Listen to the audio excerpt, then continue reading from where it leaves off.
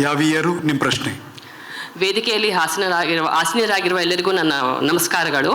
ನನ್ನ ಹೆಸರು ಶ್ರೀದೇವಿ. ನಾನು 3ನೇ ವರ್ಷದ BA ವ್ಯಾಸಂಗ ಮಾಡುತ್ತಿದ್ದೇನೆ. ನನ್ನ ಪ್ರಶ್ನೆ ಸ್ಮಿತಾ ಮೇಡಮ್ ಅವರಿಗೆ. ನೀವು ಪತ್ರಿಕಾ ರಂಗಕ್ಕೆ ಬಂದಾಗಿನಿಂದ, ಏಕೆಂದರೆ ಸಾಮಾನ್ಯವಾಗಿ ಕೇಳಿದ ಮಟ್ಟಿಗೆ ಎಲ್ಲ ಹೆಣ್ಮಕ್ಳಿಗೆ ಎಲ್ಲ ಕಡೆ ಒಂದು ಆಪರ್ಚುನಿಟಿ ಅನ್ನೋದು ಸಿಗೋದಿಲ್ಲ. ಸಿಕ್ಕಿದಾಗ ಅವರು ತುಂಬ ಕಷ್ಟಪಟ್ಟು ಸವಾಲುಗಳನ್ನು ಎದುರಿಸಿ ಮೇಲ್ ಬರೋದು ಕೇಳಿರೋದು. ಸೊ ಹಾಗಾಗಿ ನೀವು ಪತ್ರಿಕಾ ರಂಗಕ್ಕೆ ಬಂದಾಗ ನೀವು ಯಾವ ಥರ ಸವಾಲುಗಳನ್ನು ಎದುರಿಸಿದ್ದೀರಾ, ಅಲ್ಲದೆ ಈಗಿನ ಮುಂದಿನ ಪೀಳಿಗೆ ಬರೋರಿಗೆ ಯಾವ ಥರ ಒಂದು ಮಾತುಗಳನ್ನು ನೀವು ಹೇಳೋದಕ್ಕೆ ಇಷ್ಟಪಡ್ತೀರಾ? Thank you. ಸವಾಲುಗಳು ಬಹುಶಃ ಪತ್ರಿಕಾ ರಂಗದಲ್ಲಿ ಹೆಣ್ಮಕ್ಳಿಗೆ ಸಪ್ರೇಟು ಗಂಡು ಮಕ್ಳಿಗೆ ಸಪ್ರೇಟು ಅಂತ ಇರೋದಿಲ್ವೇನೋ. It is a challenging field. ಹೀಗಾಗಿ ಹೆಣ್ಣು ಮಕ್ಕಳಿಗೆ ಗಂಡು ಮಕ್ಕಳಿಗೆ ಇಬ್ಬರಿಗೂ ಕೂಡ ಸದಾ ಸವಾಲುದಾಯಕವಾಗಿರುವ ಯಾವುದಾದ್ರೂ ಕ್ಷೇತ್ರ ಇದೆ ಅಂದರೆ ಅದು ಪತ್ರಿಕೋದ್ಯಮ ಕ್ಷೇತ್ರ. ಹೆಣ್ಣು ಮಕ್ಕಳಿಗೆ ಅವಕಾಶಗಳು ಕಡಿಮೆ ಈಗ, I don't think so. ಹಿಂದಿರಬಹುದೇನೋ.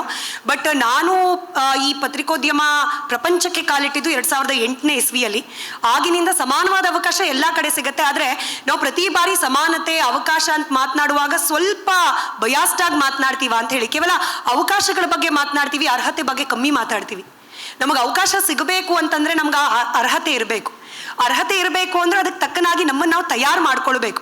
So ನಿಮಗೆ ಅರ್ಹತೆ ಇದೆ ಅಂತಂದರೆ ನೀವು ಹೆಣ್ಣಾಗಲಿ ಗಂಡಾಗಲಿ ಅವಕಾಶಗಳು ಕೂಡ ಸಿಗ್ತಾ ಹೋಗುತ್ತೆ. ಸಿಕ್ಕ ಅವಕಾಶವನ್ನು ಸಮರ್ಥವಾಗಿ ಬಳಕೆ ಮಾಡಿಕೊಳ್ಳುವ ಹಪಾಪಿ ಇದ್ಬಿಟ್ರೆ ಸಕ್ಸೀಡ್ ಆಗೋದು ಬಹಳ ಕಷ್ಟ ಅಲ್ಲ ಅನ್ಸುತ್ತೆ. ಧನ್ಯವಾದಗಳು. ಇನ್ನೊಂದು ಪ್ರಶ್ನೆ, ಒನ್ ಮೋರ್ ಕ್ವಶನ್. ನಮಸ್ಕಾರ, ನನ್ನ ಹೆಸರು ತ್ರಿಷಾ. BA ಸೆಕೆಂಡ್ ಇಯರ್ ಓದ್ತಾ ಇದ್ದೀನಿ. ಈ ನ್ಯೂಸ್ ಚಾನೆಲ್ ಮಧ್ಯದಲ್ಲಿ TRP ಕಾಂಪಿಟೇಷನ್ಸ್ ನಡೆಯುತ್ತಲ್ವ, ಅದು ಸಮಾಜದ ಮೇಲೆ ಹೇಗೆ ಪರಿಣಾಮ ಬೀಳುತ್ತೆ ಅಂತ? ಇಲ್ಲ, ಒಳ್ಳೆ ಪ್ರಶ್ನೆನೇ. ಆ್ಯಕ್ಚುಲಿ ಕಾಂಪಿಟೇಷನ್ ಯಾವ ಫೀಲ್ಡಲ್ಲಿ ಇಲ್ಲ ಅಂತ ಹೇಳಿ ಕಾಲೇಜ್ಗಳ ನಡುವೆನೂ ಇದೆ. ರ್ಯಾಂಕಿಂಗ್ ವಿಚಾರದಲ್ಲಿ, ಪರ್ಸೆಂಟೇಜ್ ವಿಚಾರದಲ್ಲಿ. TRP ಅನ್ನೋದನ್ನ ನಂಗೆ ಗೊತ್ತಿಲ್ಲ, ನನಗಿಂತ ಅಜಿತ್ ಸರ್ ಚೆನ್ನಾಗಿ ಎಕ್ಸ್ಪ್ಲೈನ್ ಮಾಡ್ಬೋದೇನೋ ಮುಂದೆ. ಆದರೆ ಈ ಗೊತ್ತಿಲ್ಲ, TRP ಅನ್ನೋದನ್ನ ಬಹಳ ನೆಗೆಟಿವ್ ಆಗಿ ಯಾಕೆ ಪೋರ್ಟ್ರೇ ಮಾಡ್ತಿದ್ದಾರೆ ಗೊತ್ತಿಲ್ಲ. ಅದು ಒಂದು ಮಾನದಂಡ ಅಷ್ಟೇನೆ. TRP ಮೀರಿದ ಅನೇಕ ಕಾರ್ಯಕ್ರಮಗಳು ನ್ಯೂಸ್ ಚಾನೆಲ್ಗಳಲ್ಲೂ ಕೂಡ ಆಗ್ತಾ ಇರುತ್ತೆ. ಫಾರ್ ಎಕ್ಸಾಂಪಲ್ ನೋಡಿ, ಎಲ್ಲೋ ಎಜುಕೇಷನ್ ರಿಲೇಟೆಡ್ ಆಗಿ ಅಥವಾ ನಿಜವಾಗ್ಲೂ ಸಮಾಜಕ್ಕೆ ಪೂರಕವಾದ ಅಂಶಗಳು ಎಲ್ಲೋ ಪ್ರತಿಭಟನೆ ಆಗ್ತಾ ಇರುತ್ತೆ, ಎಲ್ಲೋ ಟೀಚರ್ಸ್ ಪ್ರೊಟೆಸ್ಟ್ ಮಾಡ್ತಾ ಇರ್ತಾರೆ, ವಿದ್ಯಾರ್ಥಿಗಳು ಪ್ರೊಟೆಸ್ಟ್ ಮಾಡ್ತಿರ್ತಾರೆ, ಅಥವಾ ರೈತರಿಗೆ ಏನೋ ಸಮಸ್ಯೆ ಆಗಿರುತ್ತೆ. ಇಂಥ ಅನೇಕ ಕಾರ್ಯಕ್ರಮಗಳು ಮಾಡಿದಾಗ TRP ಬರೋದೇ ಇಲ್ಲ. TRP ಯಾರಿಂದ ಬರುತ್ತೆ? ಜನ ನೋಡಿದಾಗ ನ್ಯೂಸ್ ಚಾನೆಲ್ಗಳಿಗೆ TRP ಬರುತ್ತೆ. ಹಾಗಾಗಿ TRP ಅನ್ನೋದು ಕೇವಲ ನ್ಯೂಸ್ ಚಾನೆಲ್ಗಳ ಹೆಗಲ ಮೇಲೆ ಏರಿರುವ ಭೂತ ಮಾತ್ರ ಅಲ್ಲ. ಅದು ನಂಗೆ ಗೊತ್ತಿಲ್ಲ ಯಾಕೋ TRP ಅನ್ನೋದನ್ನು ಬಹಳ ನೆಗೆಟಿವ್ ಆಗಿ ಪೋರ್ಟ್ರೇ ಮಾಡ್ತಿದ್ದಾರೆ. Just number. ಈ ವಾರ ಯಾವ್ಯಾವ ಕಾರ್ಯಕ್ರಮವನ್ನು ಎಷ್ಟು ಮಂದಿ ವೀಕ್ಷಿಸಿದ್ದಾರೆ ಅನ್ನೋದನ್ನು ಸೂಚಿಸುವ ಒಂದು ನಂಬರ್ ಅಷ್ಟೇನೆ. ಕಾಂಪಿಟೇಷನ್ ನಾನು ಆಗಲೇ ಹೇಳಿದಾಗೆ ಎಲ್ಲ ರಂಗದಲ್ಲಿ ಇರುವಂತೆ ಪತ್ರಿಕಾ ರಂಗದಲ್ಲೂ ಕೂಡ ಇದೆ. ಕಾಲೇಜ್ಗಳಲ್ಲೂ ಇದೆ, ಹಾಸ್ಪಿಟಲ್ಗಳಲ್ಲೂ ಇದೆ, ಹಾಗೇನೆ ನ್ಯೂಸ್ ಚಾನೆಲ್ಗಳಲ್ಲೂ ಕೂಡ ಇದೆ.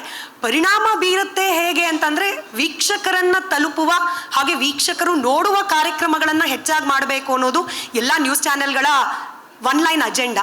ಹೀಗಾಗಿ ಅಂಥ ಕಾರ್ಯಕ್ರಮಗಳನ್ನು ಹೆಚ್ಚು ಮಾಡೋ ಪ್ರಯತ್ನ ನಾವು ಮಾಡ್ತೀವಿ. ಅದನ್ನು ಜನ ಹೆಚ್ಚು ನೋಡೋಕೆ ಶುರು ಮಾಡಿದಾಗ ಇದನ್ನು ಜನ ನೋಡ್ತಿದ್ದಾರೆ ಅಂತ ಹೇಳಿ ಅದನ್ನು ಮತ್ತಷ್ಟು ಹೆಚ್ಚು ಮಾಡೋ ಪ್ರಯತ್ನವನ್ನು ಮಾಡ್ತೀವಿ. ಸೊ ಇದು ಕಾಂಪಿಟೇಷನ್ ಅನ್ನೋದಕ್ಕಿಂತ ಹೆಚ್ಚಾಗಿ this is how news channels work.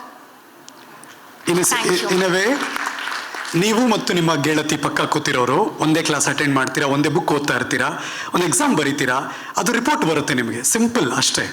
ಆ ರಿಪೋರ್ಟಲ್ಲಿ ಯಾರು ಹೆಚ್ಚು ಚೆನ್ನಾಗಿ ಓದಿ, ಚೆನ್ನಾಗಿ ಬರೆದು, ಚೆನ್ನಾಗಿ ಇದು ಮಾಡಿ, ಎಷ್ಟೋ ಸಲ ಅನ್ಸ್ಬೋದು ಚೆನ್ನಾಗಿ ಬರೆದಿದ್ದೆ ನಾನು, ಆದರೂ ಮಾರ್ಕ್ಸ್ ಬಂದಿಲ್ಲ. ಇದೆಲ್ಲ ನಡೀತಿರುತ್ತೆ. ಮಾನದಂಡಗಳ ಪ್ರಕಾರ ಅದು ಟೆಲಿವಿಷನ್ಗೂ ಕೂಡ ಒಂದು TRP, ಟೆಲಿವಿಷನ್ ರೇಟಿಂಗ್ ಪಾಯಿಂಟ್, ಅದು ಮೂವ್ ಆಗುತ್ತೆ. ಇನ್ನು ಬೇರೆ ಬೇರೆ ಆಸ್ಪೆಕ್ಟ್ ನೀವು ಜರ್ನಲಿಸಮ್ ಒಳಗೆ ಬಂದಮೇಲೆ ಅಥವಾ ಕಂಪನಿ ಒಳಗೆ ಬಂದಮೇಲೆ, ಚಾನಲ್ ಒಳಗೆ ಬಂದಮೇಲೆ ಇನ್ನೂ ಆಳವಾಗಿ ಅರಿಯುವಂಥ ಪ್ರಯತ್ನ ಮಾಡ್ಬೋದು. Thank you so much. Thank you Smita ಅವರೇ. Thanks so much.